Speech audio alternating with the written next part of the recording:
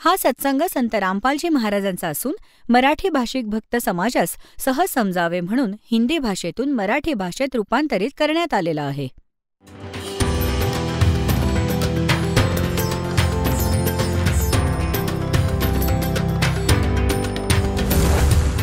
और ज्ञान सब ज्ञान डी कबीर ज्ञान सो ज्ञान और जैसे घोड़ा तोब कायम करता चले मैदान.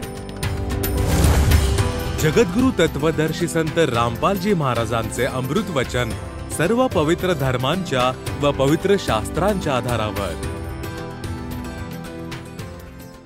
तर पुण्यात्म्यांनो, पुण्य आणि पापाची अशी वेगवेगळी फळं मिळतात. तर जर पुण्य केलं तर परमात्मा आपल्या बरोबर असणार हे विधान आहे त्याचं. नुकसान जास्ती होणार असेल तर ते थोडक्यात निभावेल. परमात्मा म्हणतात कि सतगुरु शरण में आने से आई टले बला और जय मस्तिष्क में सूड़ी हुआ काटे में टल जा.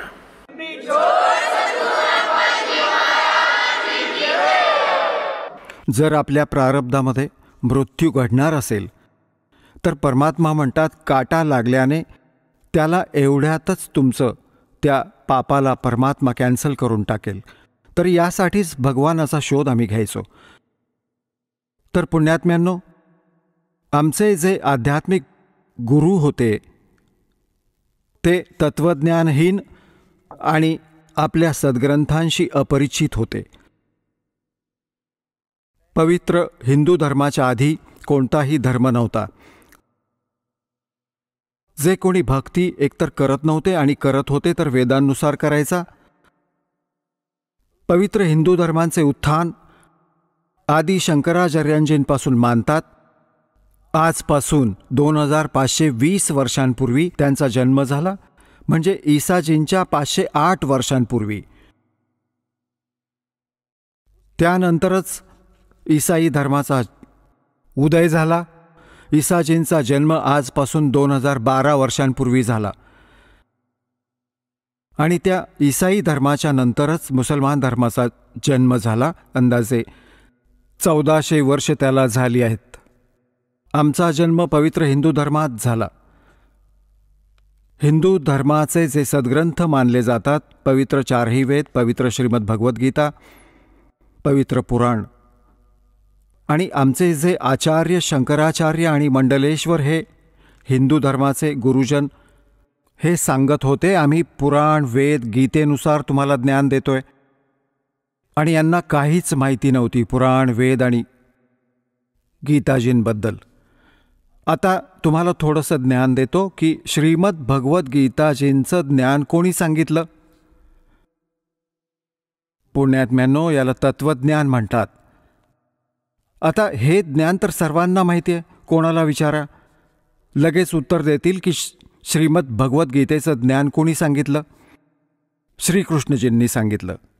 पुण्यात्म्यांनो, जर एवढंच सांगून गोष्ट संपली असती तर गुरूंची आवश्यकता काय होती या सद्ग्रंथांना समजण्याची.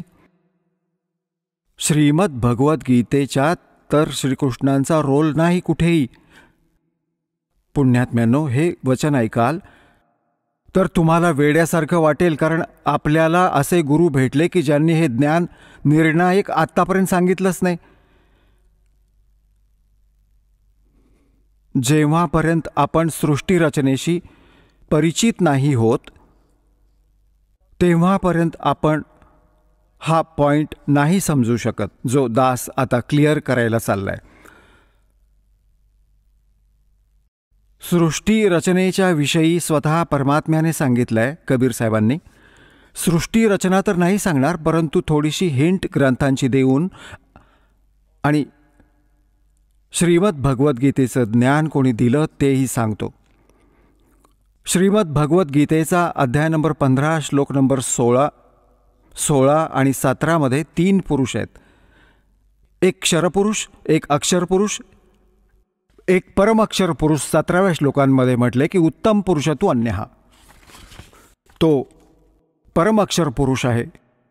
त्याविषयी गीतेच्या 8व्या अध्यायाच्या प्रथम श्लोकामध्ये प्रश्न केला अर्जुनाने की आपण जी 7व्या अध्यायाच्या 29व्या श्लोकात जी तत्ब्रह्मविषयी माहिती दिली आहे त्याला जाणून प्राणी फक्त जरा आणि मरण यातून सुटण्याचा प्रयत्न करतो, तर किम तत्ब्रह्म, 8व्या अध्यायाच्या गीताजींच्या प्रथम श्लोकात प्रश्न केला अर्जुनाने. गीता ज्ञानदात्याने 8व्या अध्यायाच्या 3ऱ्या श्लोकात उत्तर दिलं की तो परमअक्षर ब्रह्म आहे. तर पुण्यात्म्यांनो, हा क्षरपुरुष कोण आहे? हा स्वयं ब्रह्म आहे, हा काल आहे, हा गीता ज्ञान सांगतोय. अक्षरपुरुष कोण आहे? जो 7 शंख ब्रह्मांडांचा स्वामी आहे, त्याचा यात काही रोल नाहीये. म्हणून आपल्या या अध्यात्मज्ञानामध्ये या पृथ्वी लोकांवर विशेष करून 2 भगवानांचा, 2 पुरुषांचा रोल आहे. एक तर क्षरपुरुष म्हणजे ब्रह्मचा, जो श्रीकृष्णजींमध्ये प्रवेश करून गीताजींचं ज्ञान सांगतोय, ज्याने ज्ञान सांगितलंय. आणि दुसरा परमाक्षर ब्रह्म आहे, जो उत्तम पुरुषातू अन्य परमात्मा ती उधारते या लोक तरी मावी सेवी भरती अवे ईश्वर आहे. गीताजी अध्याय नंबर 15 श्लोक नंबर 17 मध्ये आणि 8व्या अध्यायाच्या 3ऱ्या श्लोकात गीता ज्ञानदाता स्वतः म्हणतो ते परमाक्षर ब्रह्म आहे. तर गीता ज्ञानदाता 8व्या अध्यायाच्या 13व्या श्लोकात म्हणतो ओम इति एकाक्षरम ब्रह्म व्याहरण माम अनुस्मरण य प्रयाती त्यजन देहम स याती परमाम गतिम. मज ब्रह्मचा केवळ एक ओम मंत्र आहे आणि याचा जो उच्चारण करताना जो शरीर सोडून जातो, ओम नामाने मिळणारी जी परमगती होती त्याला प्राप्त होतो. ती कोणती आहे? ब्रह्मलोक. ओम नामाने ब्रह्मच आहे, ब्रह्मलोकात राहतो ब्रह्म, तर ब्रह्मप्राप्ती होते. 8व्या अध्यायाच्या 16व्या श्लोकात लिहिलं आहे की ब्रह्मलोकपर्यंत ही जन्ममृत्यूच्या आतच.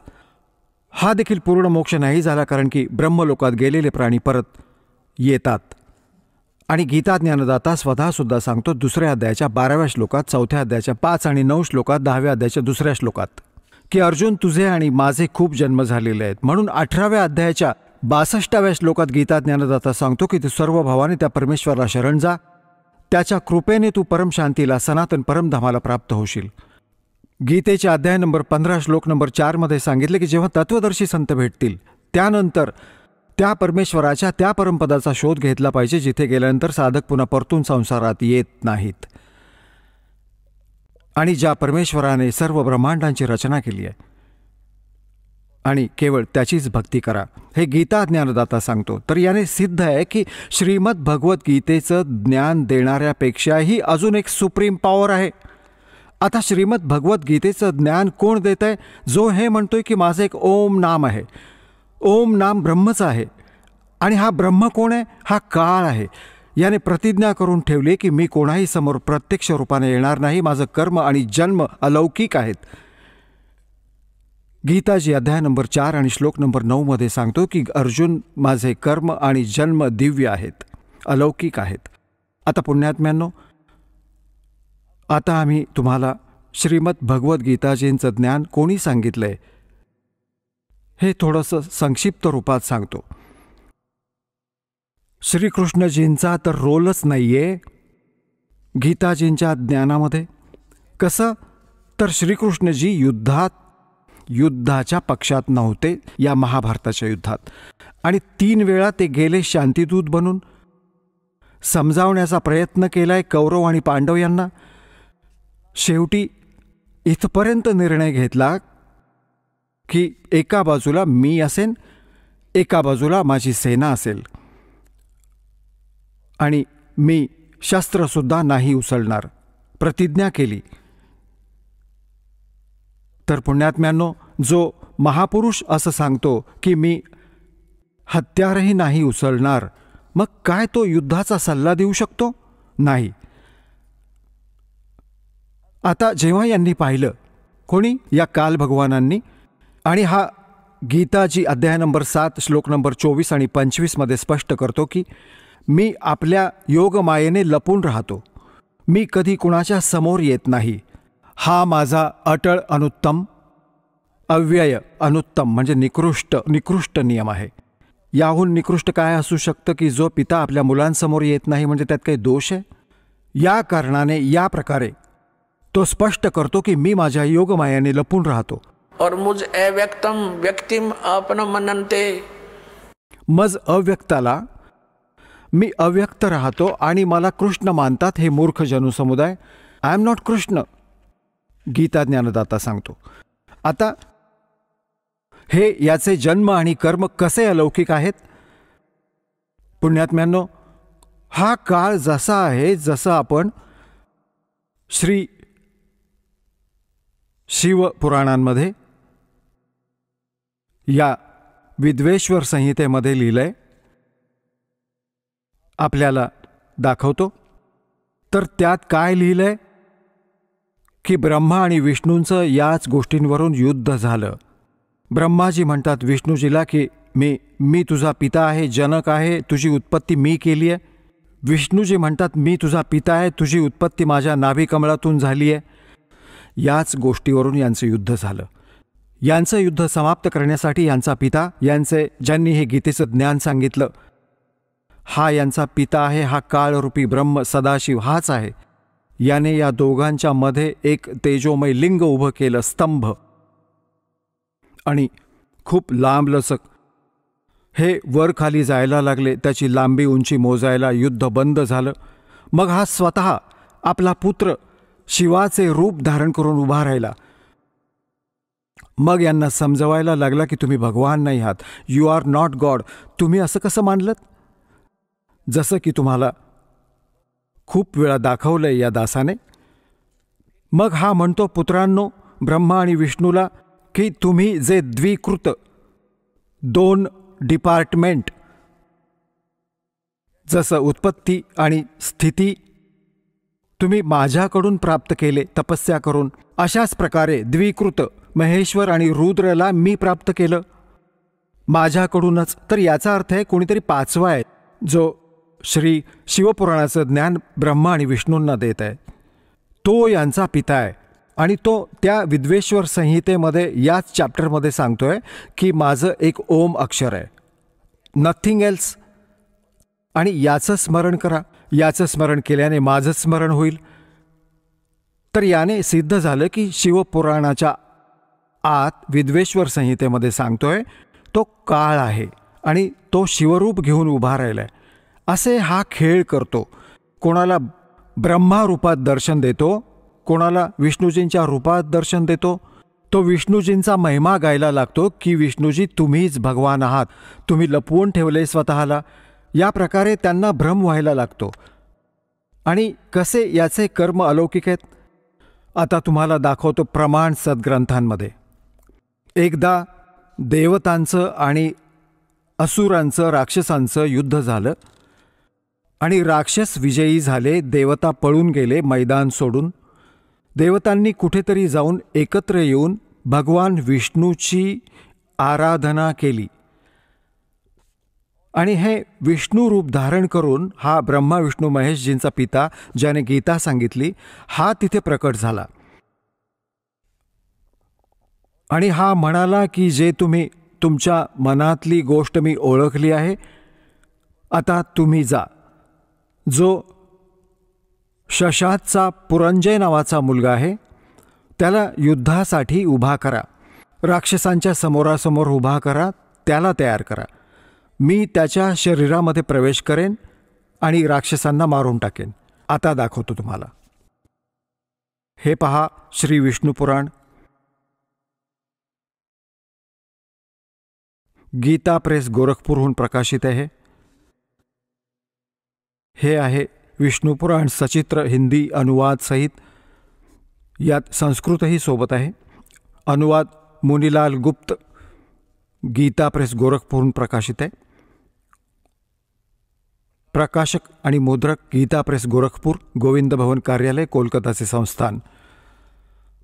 हा आहे अध्याय नंबर 2 आणि चतुर्थांश आणि 233 पानावर आहे विष्णू पुराण.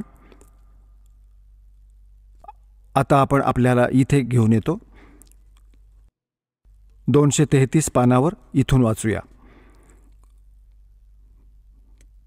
पूर्वकालीन त्रेतायुगात एका वेळी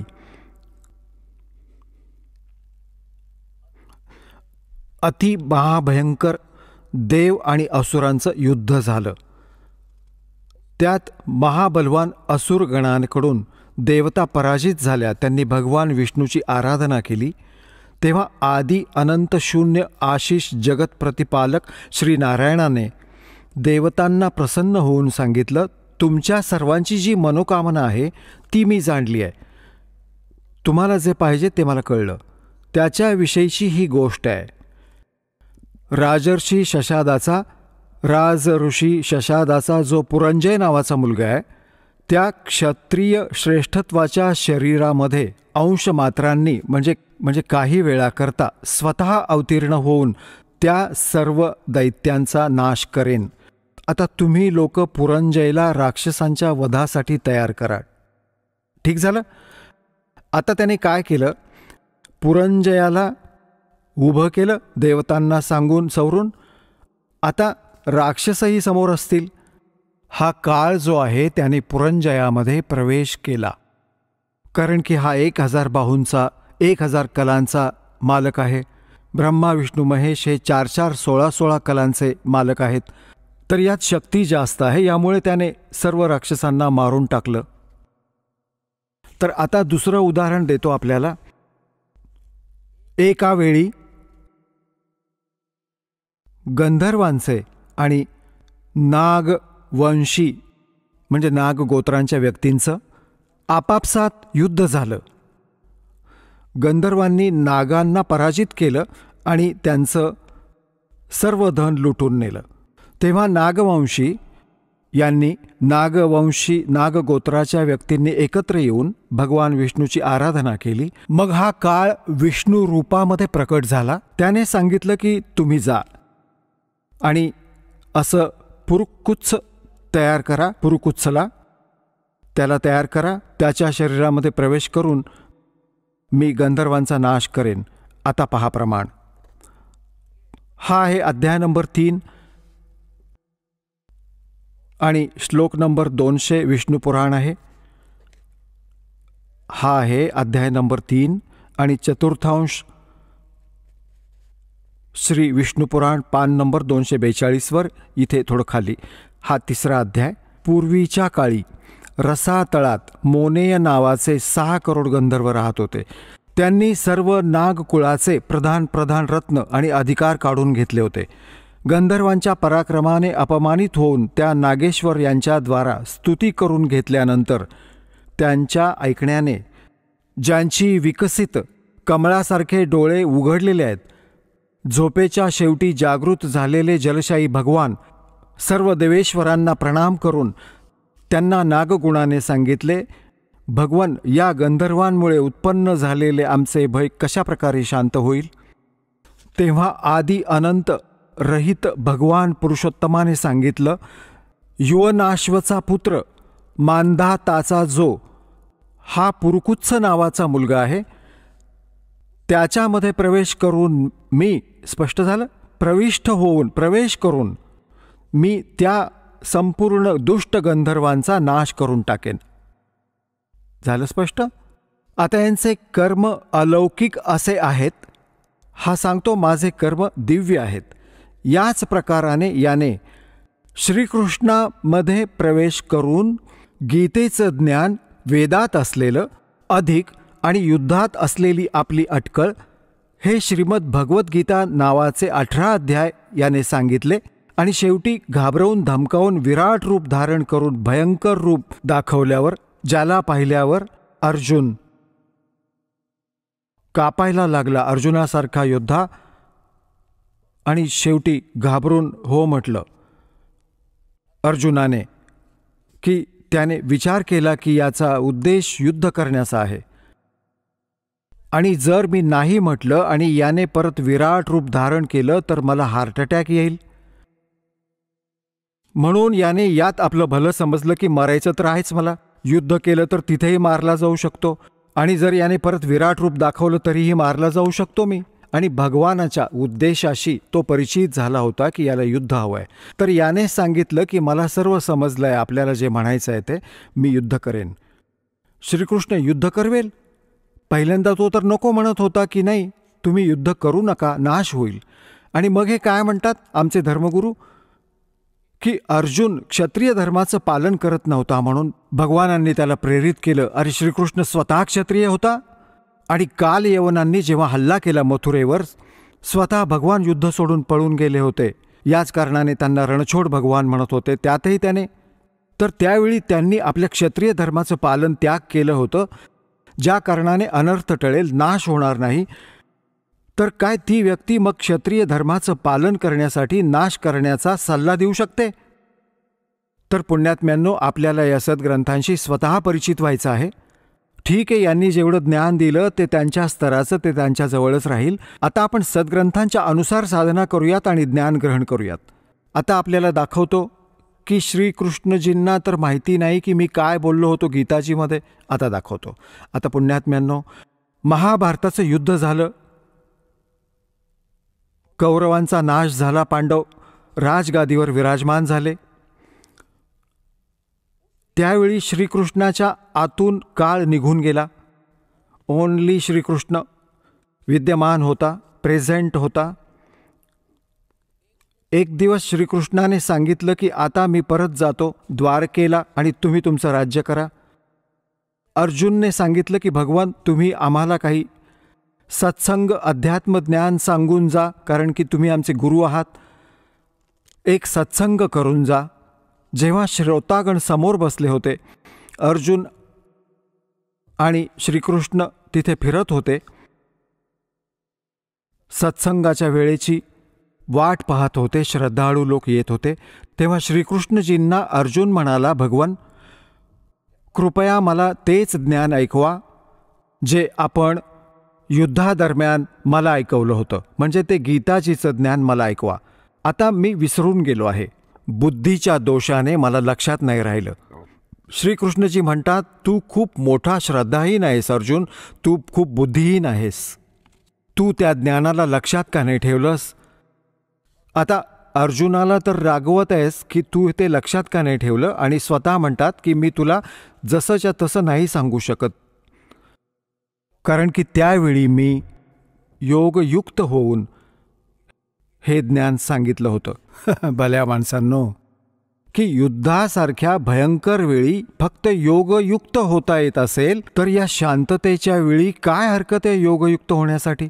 आत्ता होऊन जा, 2 मिनिटं लागतील. ज्ञान असेल तर तो बोलला असेल, पण बोललाच नव्हता. हा श्रीकृष्णामध्ये प्रवेश करून काळ बोलला. जसं आपण पाहत आहात, एक प्रेत आत्मा दुसऱ्याच्या शरीरात प्रवेश करत असतो आणि ते प्रेत बोलत राहतं, खूप काही बोलून जातात.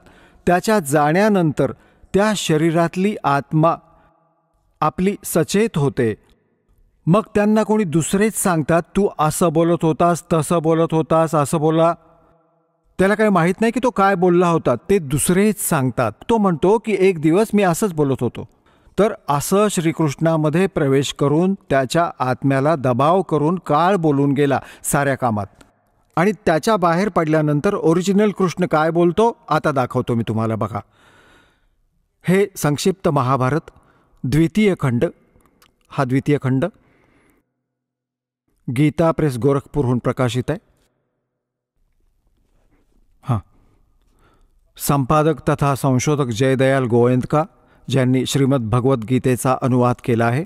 गीता प्रेस गोरखपूर पण प्रकाशित आहे, गीता प्रेस गोरखपूरहून. याच्या 667 पानावर हे पहा, आपल्याला घेऊन चालतो.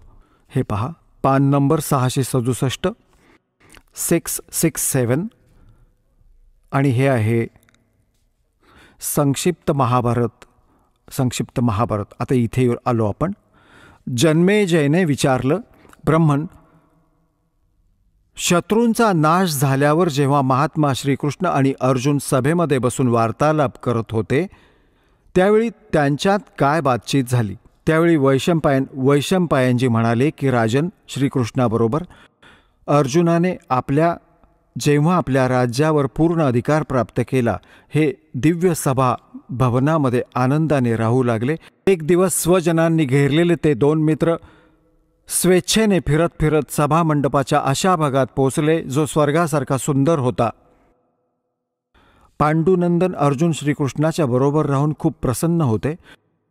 त्यांनी एकदा त्या रमणीय सभेला बघून भगवानाला विचारलं की देवकीनंदन, जेव्हा युद्धाची वेळ आली होती त्यावेळी मला तुमच्या महात्म्याचं, आता इथे चर्चा चालली आहे त्यांची, महात्म्याचं ज्ञान आणि ईश्वरीय स्वरूपाचं दर्शन झालं होतं की परंतु हे केशवा, तुम्ही प्रेमाने आधीही मला जे ज्ञान उपदेश केला होता त्यावेळी बुद्धी दोषामुळे विसरून गेलो आहे.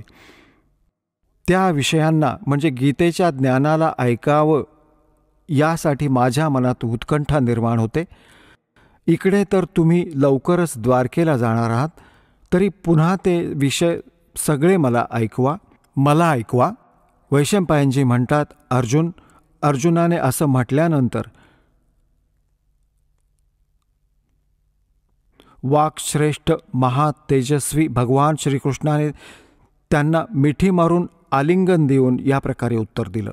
श्रीकृष्ण म्हणाले, अर्जुन, ज्यावेळी मी तुला अतिशय गोपनीय विषयात श्रवण घडवलं होतं, आपल्या स्वरूपभूत धर्म सनातन पुरुषोत्तम तत्वाचा परिचय दिला होता आणि नित्य लोकांचंही वर्णन केलं होतं, परंतु तू तुझ्या असमंजसपणामुळे माझ्या उपदेशाला लक्षात नाही ठेवलं. हे जाणून मला खूप वाईट वाटलं. आता त्या गोष्टींना पूर्ण लक्षात ठेवणं शक्य होईल असं वाटत नाही. पांडुनंदन, निश्चितच तू खूप श्रद्धाहीन आहेस. तुझी बुद्धी चांगली नाही असं वाटतं. आता माझ्यासाठी या उपदेशाला जसंच्या तसं पुन्हा प्रस्तुत करणं अवघड आहे. त्यावेळी योगयुक्त होऊन मी परमात्म तत्वाचं महत्त्वाचं वर्णन केलं होतं. पुण्यात्म्यांनो, आता तुमच्या हे लक्षात येईल की हे ज्ञान सांगितलं कोणी? श्रीकृष्णजींचा तर रोल नाही आहे गीताजीमध्ये. आता हे स्वतः म्हणतायत की मी आता जसं हा दास तुम्हाला सत्संग ऐकवतोय आणि आपण मला 10 वर्षांनंतर विचारा की या विषयावर तुम्ही 10 वर्ष आधी सांगितलं होतं, कृपया परत ऐकवा. कधी सांगा, मी ऐकवेन, कारण की मी माझ्या पूर्ण शुद्धीत हे तुम्हाला सांगितलं होतं. आणि माझ्या आज कुणी प्रेत बोलत असेल तर मग ही गोष्ट मी सांगेन जे श्रीकृष्ण बोलतायत की तू लक्षात नाही ठेवलंस, तू कसा व्यक्ती आहेस, श्रद्धाहीन आहेस, बुद्धिहीन आहेस. अरे भल्या माणसांनो, हा दास सत्संग करेल आणि पहिल्यांदा जो श्रोता या सत्संगाला ऐकेल 20% लक्षात राहतं त्याला. आणि मग मी त्याला ओरडणार की तू लक्षात का नाही ठेवलंस. तर याने हे सिद्ध आहे की खिसियानी बिल्ली खंबा नोच रही है. म्हणजे त्याला ज्ञान नाही आहे स्वतःला आणि दुसऱ्याला धमकावतोय की तू लक्षात का नाही ठेवलं.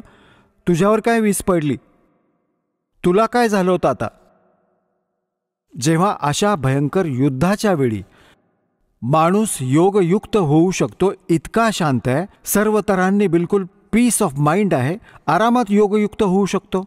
आता सांगण्याचा भाव आहे की पुण्यात्म्यांनो, श्रीकृष्णजींचा तर रोलच नव्हता गीता ज्ञान देण्यामध्ये. आता श्रीमद भगवत गीतेचं ज्ञान दिलं कोणी आहे? हे काळाने दिलंय. गीताजी अध्याय नंबर 11 श्लोक नंबर 32 मध्ये श्रीकृष्ण म्हणतात की अर्जुन, मी काळ आहे आणि बघ तुझ्या पुढे, आणि हे माझं वास्तविक रूप आहे. आणि या रूपाचं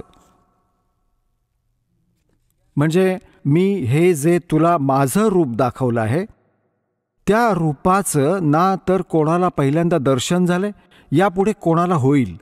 हे तुझ्यावर दया करून मी हे विराट रूप दाखवलंय. पुण्यात्म्यांनो, जर श्रीकृष्ण सांगत असता गीता, तर हे शब्द नसते बोलले की हे माझं विराट रूप आहे, आधी कोणी पाहिलं नाहीये. कारण की श्रीकृष्णजी तर आपलं विराट रूप कौरवांच्या सभेमध्ये आधीच दाखवून बसले होते. या विराट आणि त्या विराटामध्ये दिवस रात्रीचं अंतर आहे. पुण्यात्म्यांनो, एकतर 60 वॅटचा बल्ब असेल, ट्यूब असेल, आणि एक असेल 1000 वॉटची, तर किती अंतर आहे? ट्यूब दोन्ही आहेत, परंतु ती 1000 वॉटवाली 60 वॉटपेक्षा वेगळी असते.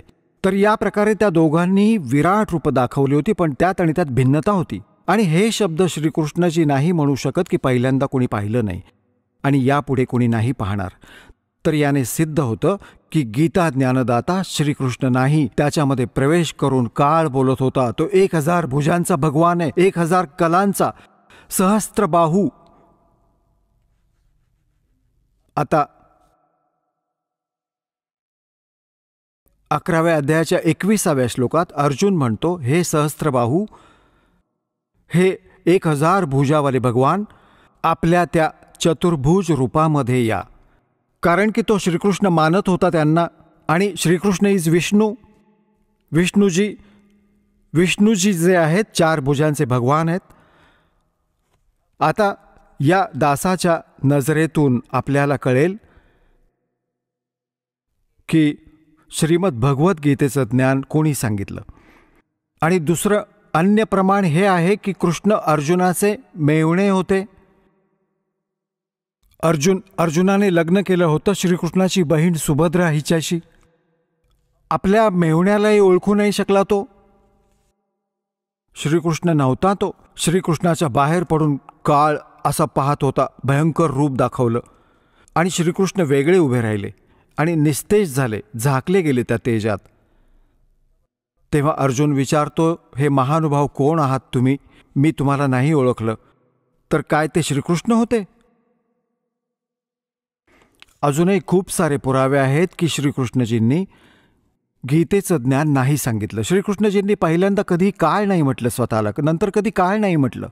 श्रीकृष्णजींजवळ जेवढ्या गायी होत्या, गुराखी गोपाळ होते, गोपिया होत्या, सगळे येऊन प्रेम मिळवत होते, त्यांच्याकडे पाहत होते, निरखून पाहत होते. काय ते काळ असू शकत होते? तर पुण्यात्म्यांनो, श्रीमद भगवत गीतेचं ज्ञान या क्षरपुरुष ब्रह्मनी दिलं, जो ब्रह्मा विष्णू महेश यांचा पिता आहे. यालाच आमचे धर्मगुरू, यालाच परमब्रह्म म्हणतात. या काळाला की हा मूर्तीरहित आहे, या आकारात आला तर सदाशिव बनला, ब्रह्माजी सांगतात. आणि मग याने आपल्या शरीरातून एक स्त्री काढली, आपल्या शरीरातून वेगळी, आपल्या श्रीअंगातून वेगळी होणार नव्हती. ती कोण होती? ती दुर्गा होती. परमेश्वराने काढली होती या काळाच्या पोटातून, जे तुम्हाला सृष्टी रचनेमध्ये खूप वेळा सांगितलं आणि दाखवलं. तर हे श्री शिवपुराण, त्यामध्ये तुम्ही पाहता रुद्र संहितेमध्ये तुम्हाला कालही दाखवलं होतं आणि अजूनही दाखवतं वेळ आल्यावर.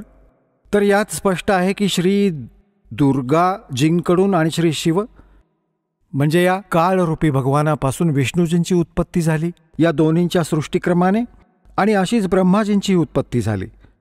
आणि मग विद्वेश्वर संहितेमध्ये आपण पाहिलं 5.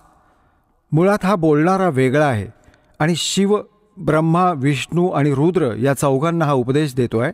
तर हा कालरूपी ब्रह्मदेव आहे. याने गीता ज्ञान सांगितलं आणि याने आपली स्थिती सांगितली की तुझे आणि माझे खूप जन्म होऊन गेलेत अर्जुन, तू नाही जाणत, मी जाणतो. आणि म्हणून परम अक्षर ब्रह्म 18व्या अध्यायाच्या 62व्या श्लोकात याने सांगितलं, जर तुला पूर्ण मोक्ष पाहिजे, परम शांती पाहिजे, तर त्या परम अक्षर ब्रह्मला शरण जा. त्याच्या कृपेने तू परम शांतीला आणि सनातन परमधामाला प्राप्त होशील. आणि हा त्याच्यासाठी ऑप्शन सोडला की तू तत्वदर्शी संतांचा शोध घे, ते संत जसे सांगतील तशी तू भक्ती कर, तुझं पूर्ण कल्याण होईल. बोलो सद्गुरुदेव.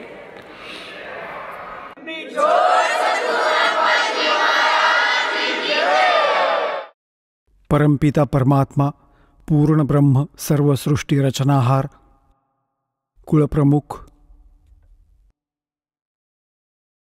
कबीर परमेश्वरजी यांच्या असीम कृपेने हे पुण्यात्म्यांनो, आपण हे अमृतज्ञान ऐकत आहात. त्या परमात्म्याची आपल्यावर अत्यंत कृपा आहे की आपण इथे सत्संग ऐकण्यासाठी उपस्थित आहात.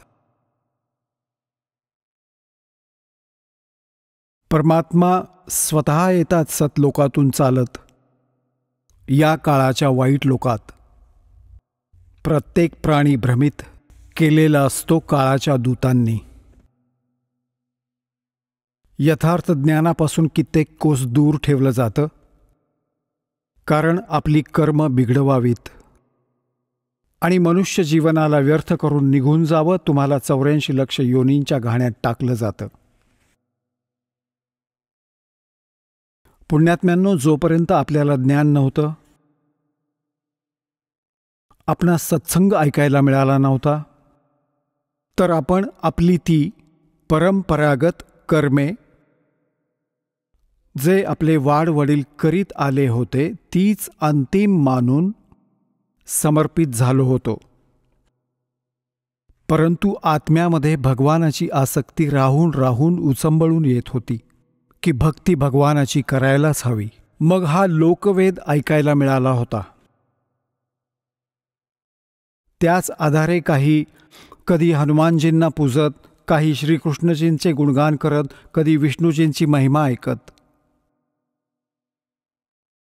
कधी रामायण महाभारत ऐकून आपली संतुष्टी करून घेत होते.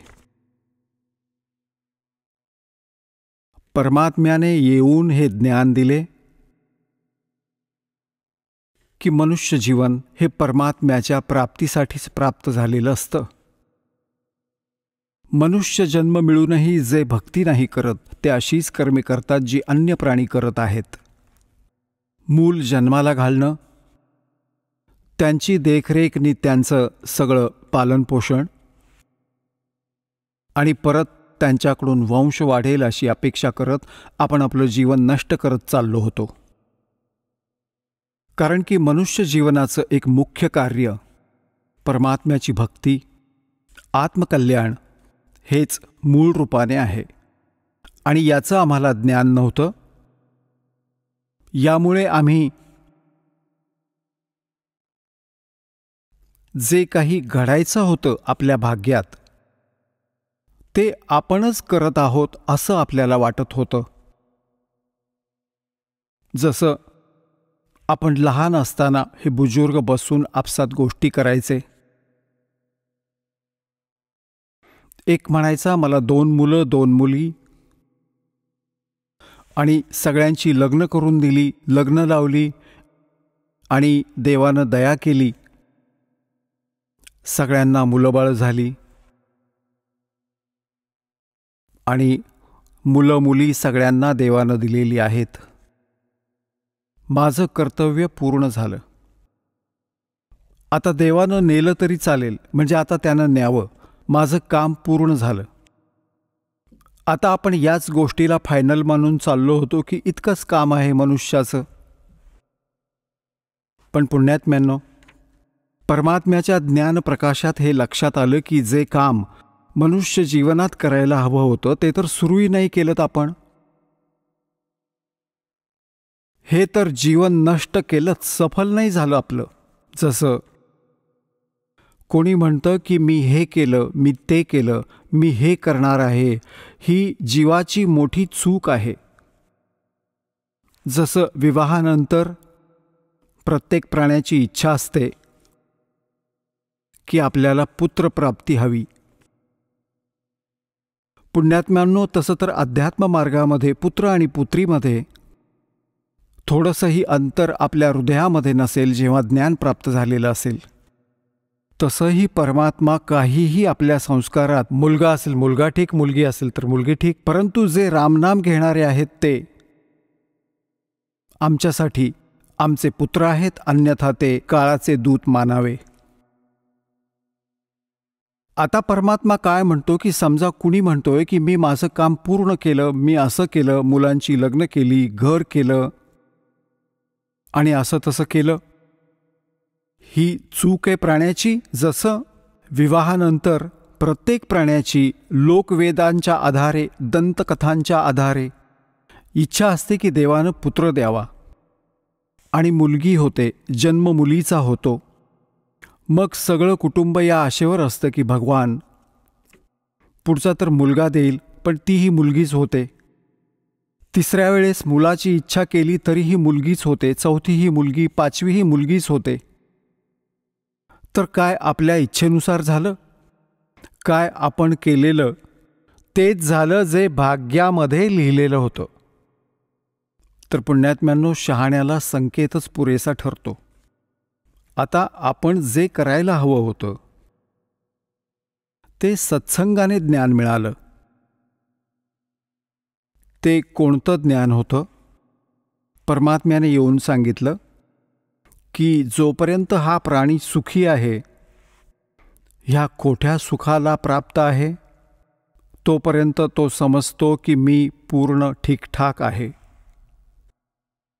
कारण की जोपर्यंत प्राण्याची पूर्वजन्मातील पुण्य सर्व संस्कार चालतात, तोपर्यंत त्याने कितीही खोटी कामं केलीत, त्याच्या प्रारब्धातील आधीच्या जन्मात लिहिलेलं पुण्य त्याला मिळतंच मिळतं. त्याला पुत्रही होईल, पुत्रीही होईल आणि ती संतानसुद्धा नेक होऊ शकतील.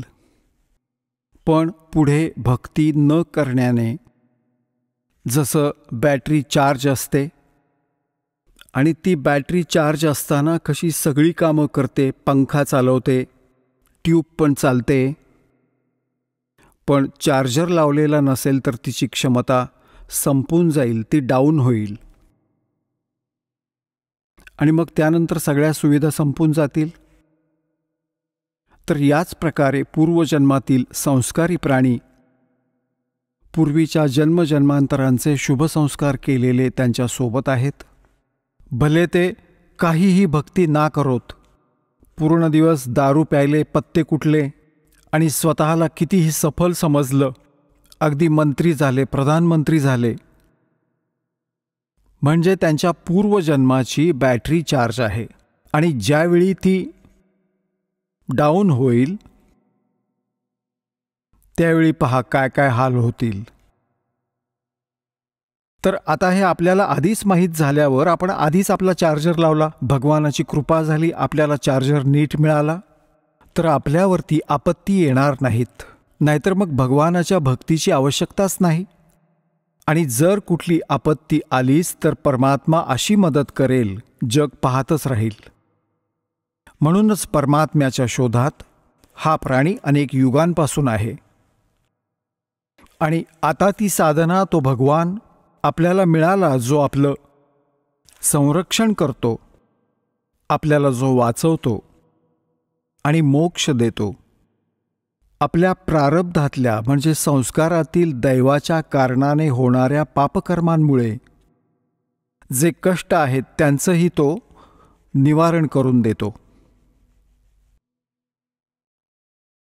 पुण्यात्म्यांनो, परमात्म्याने येऊन आपल्याला ज्ञान दिलं. दुख में सुमरण सब करे, सुख में करे ना कोई, जय सुख में सुमरण करे, तो दुख काहे को होवे। सुख में सुमरण किया नहीं, दुख में करते याद, कह कबीरता दास की, कौन सुने फरियाद।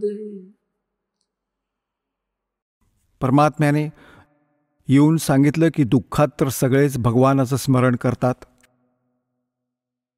आणि सुखात मात्र स्मरत नाहीत.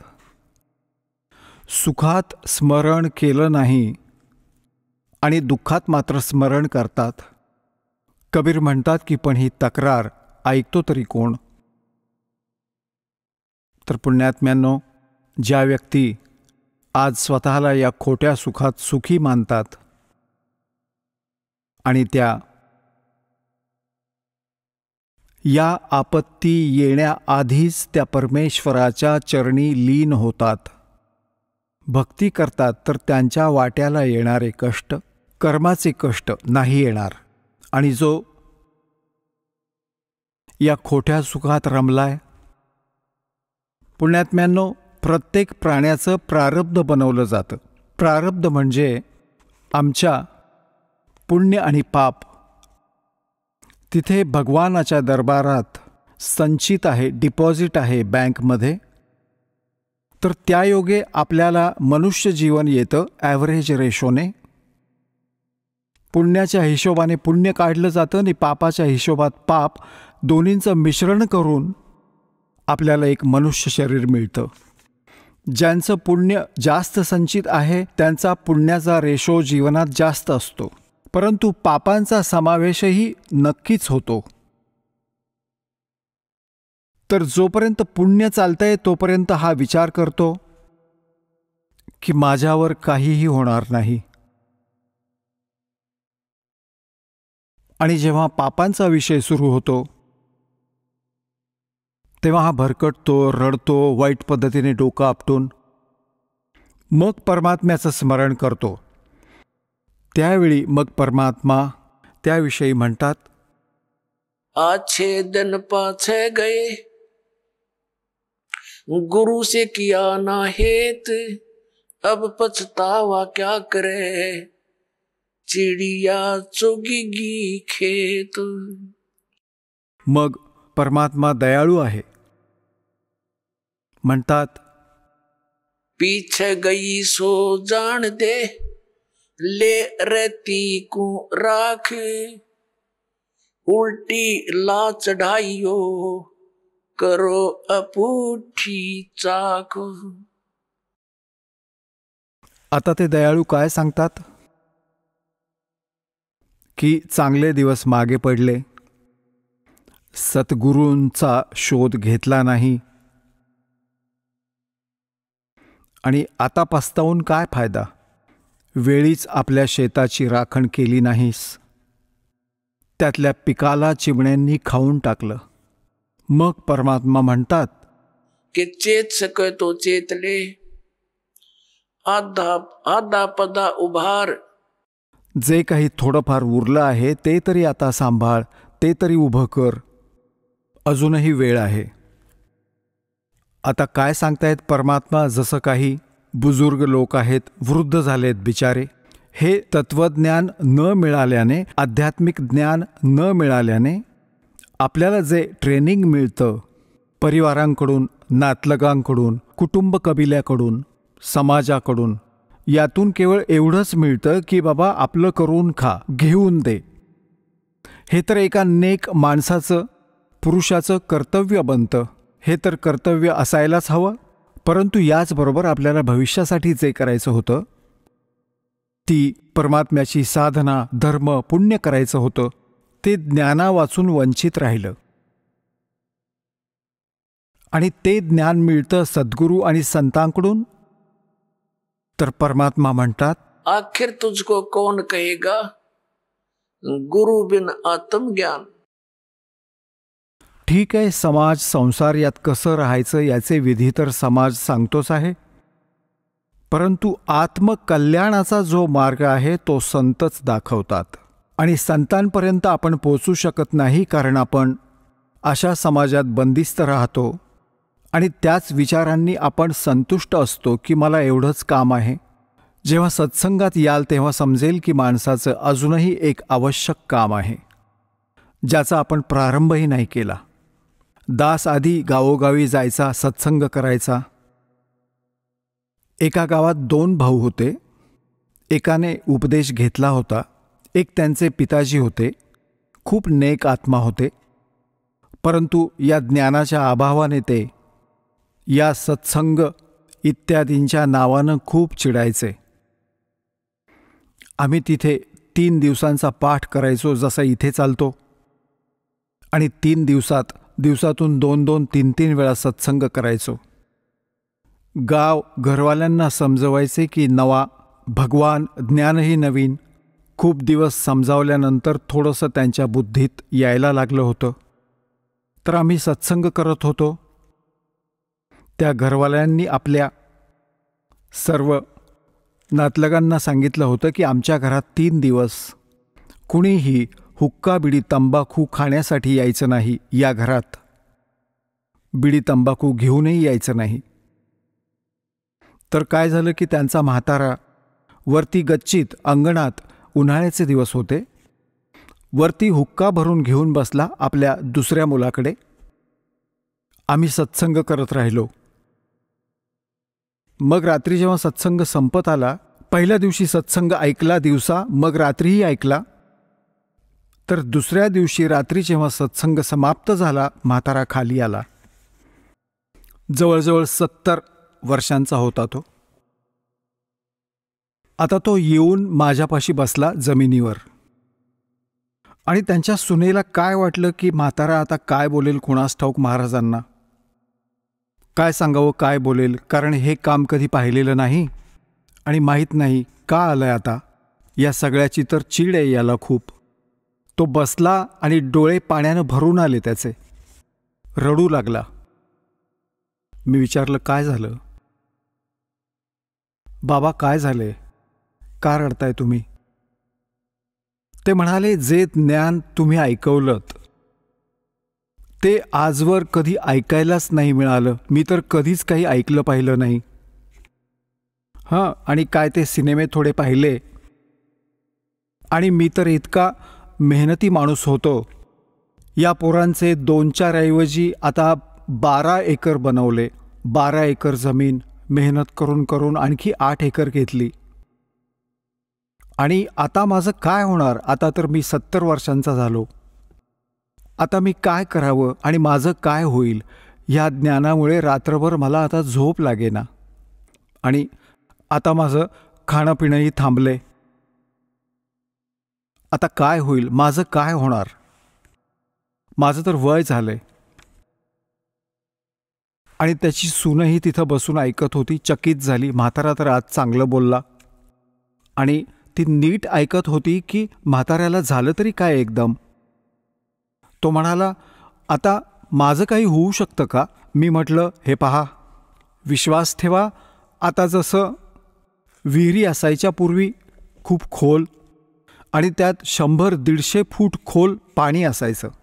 ते काढण्यासाठी पूर्वी खूप लांबलचक अशी दोरी असायची, नाडा जाडजूड असा आणि 150-200 फूट लांब, आणि त्याला एक बादली बांधायचे आणि त्या बादलीने पाणी बाहेर काढायचे. तर 100 फूट लांब जायचे 2-3 जण आणि मग बादलीतून पाणी यायचं. तर मी म्हणालो की जसं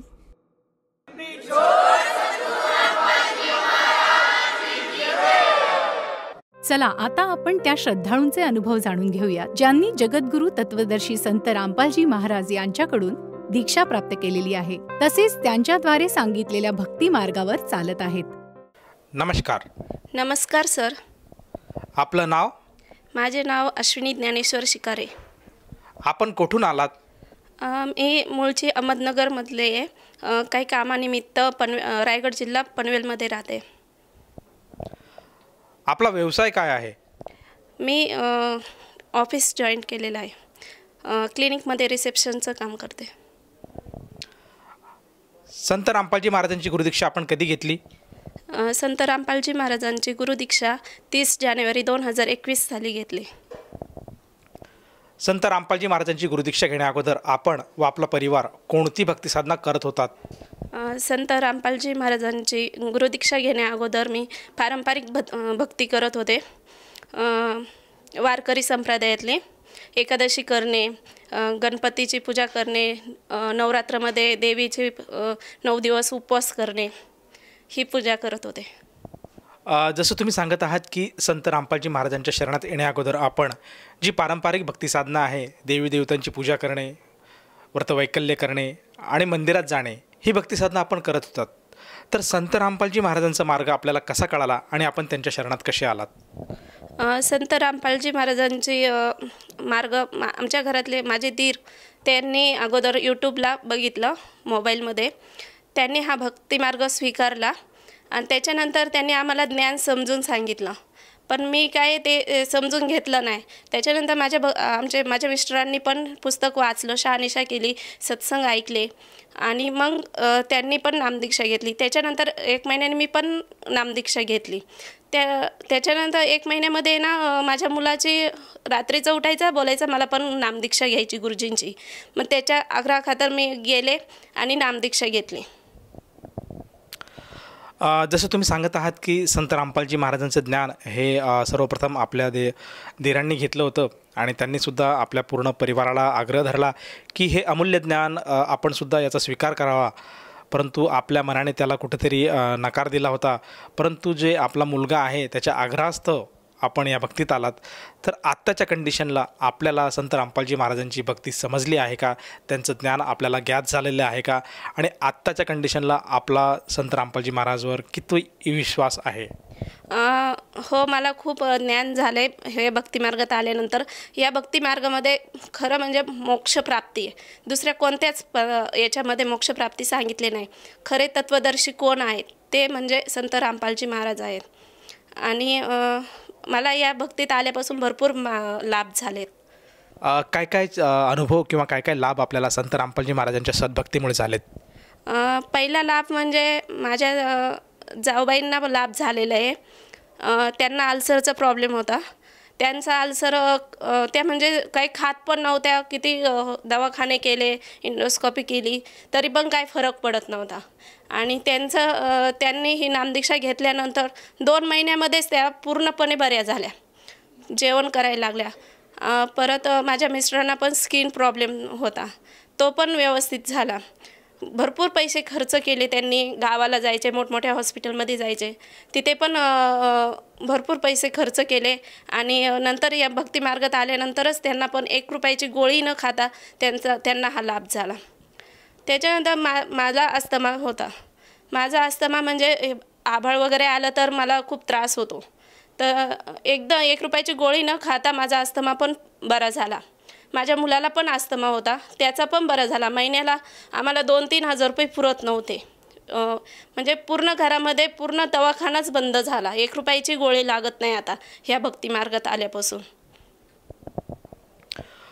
जसं तुम्ही सांगत आहात की संत रामपालजी महाराजांच्या भक्ती मार्गात आल्यानंतर आपल्याला व आपल्या परिवाराला बरेचसे लाभ झालेत.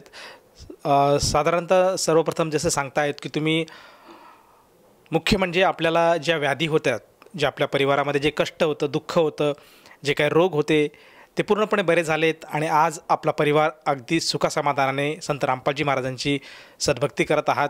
आणि दवाखान्याचा जो खर्च आहे हा पूर्णतः आपला शून्य झालेला आहे. तर आपल्या ह्या अनुभवातून आपण आपल्यासारखे जे काही आपले मैत्रिणी असतील, जे काही आपले नातलग आहे, आप्तेष्ट आहे आणि जो भक्त समुदाय आज TV चॅनलच्या माध्यमातून आपल्याला बघत आहेत, या सर्वांना उद्देशून आपण आपल्या अनुभवातून काय संदेश द्याल?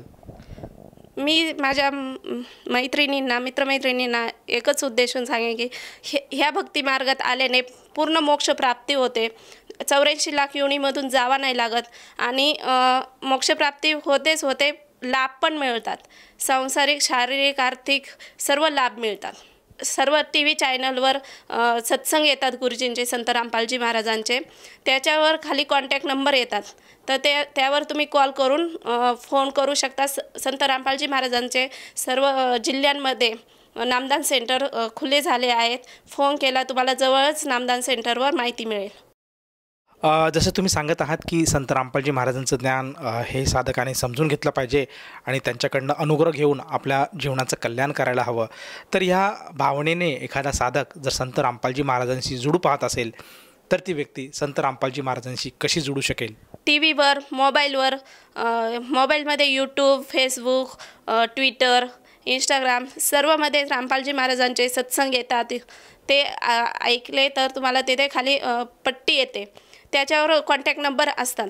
त्या कॉन्टॅक्ट केला तर तुम्हाला जवळच्या नामदानची पण माहिती मिळेल आणि जे तुमचे शंका समाधान आहे त्यांचं पण निरसन होईल.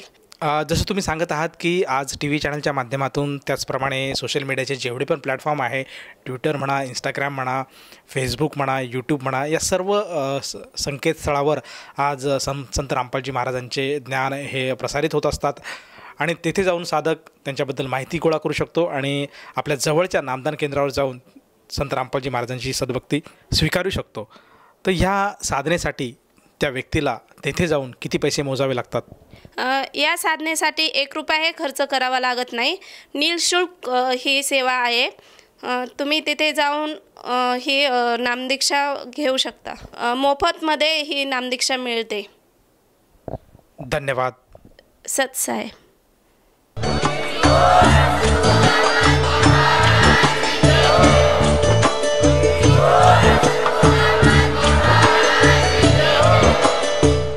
आपण ऐकत होता जगद्गुरु तत्वदर्शी संत रामपालजी महाराज यांचे मंगल प्रवचन, ज्यांच्या शुभ आशीर्वादाने संपूर्ण विश्वामध्ये 500 पेक्षा जास्त नामदीक्षा केंद्र आहेत, जिथे निशुल्क नामदीक्षा दिली जाते. निशुल्क नामदीक्षा प्राप्त करण्यासाठी आणि अधिक माहितीसाठी संपर्क करा 7030303951 7030303952. अद्वितीय आध्यात्मिक ज्ञान वाचण्यासाठी, पाहण्यासाठी आणि ऐकण्यासाठी संत रामपालजी महाराज ॲप अवश्य डाउनलोड करा किंवा आमची वेबसाईट www.jagadgururampalji.org वर विजिट करा. आम्हाला सोशल मीडियावर फॉलो करा. सर्व पवित्र धर्मांच्या पवित्र शास्त्रांवर आधारित प्रमाणित अनमोल पुस्तक ज्ञानगंगा किंवा जगण्याचा मार्ग यापैकी कोणतेही एक पुस्तक निशुल्क मागवण्यासाठी आपण आम्हाला आपले पूर्ण नाव, पूर्ण पत्ता, पिनकोड आणि फोन नंबरसह लिहून 7030303951 किंवा 7030303952 या नंबरवर SMS करू शकता किंवा 7030303950 या नंबरवर व्हॉट्सअप देखील करू शकता.